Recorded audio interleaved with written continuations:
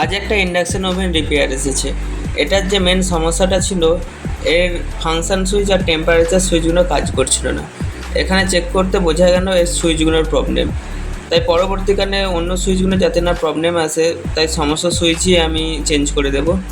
আমি আগে থেকে সুইচগুলো খুলে রেখেছি, আর এখানে নতুন পুশ সুইচ নিয়ে চলে এসেছি। এখানে 2 পিন পুশ সুইচ ইউজ হয়েছে।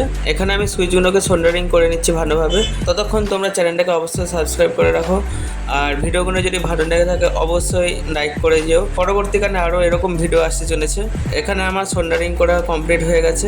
এখানে আমি পেট্রোল দিয়ে ভালো করে বোর্ডটাকে ক্লিন করে নিচ্ছি। এখানে তোমরা দেখেই নাও বোর্ডটা কেমন ফ্রেশভাবে সোল্ডারিং করা হয়েছে। বোর্ডটা ফিট করার আগেই বাইরে থেকে একবার চেক করে নিচ্ছি সমস্ত সুইচগুলো ঠিকঠাক কাজ করছে কিনা। এখানে সমস্ত সুইচগুলোই ঠিকঠাক কাজ করছে। এখানে হিটিংটাও হচ্ছে। যখন দেখলাম সব কিছু ঠিকঠাক কাজ করছে, ভালো করে সমস্ত কিছু ফিট করে একবার লাস্ট চেক করে নিলাম। এখানে দেখলাম অ্যাম্পিয়ারটাও ঠিকঠাক নিচ্ছে, আর জলটাও ঠিকঠাক গরম হচ্ছে, আর অটো কাটও হচ্ছে। দেখা হচ্ছে তোমাদের সাথে আরও নতুন একটি ভিডিওতে। Thank you so much for watching.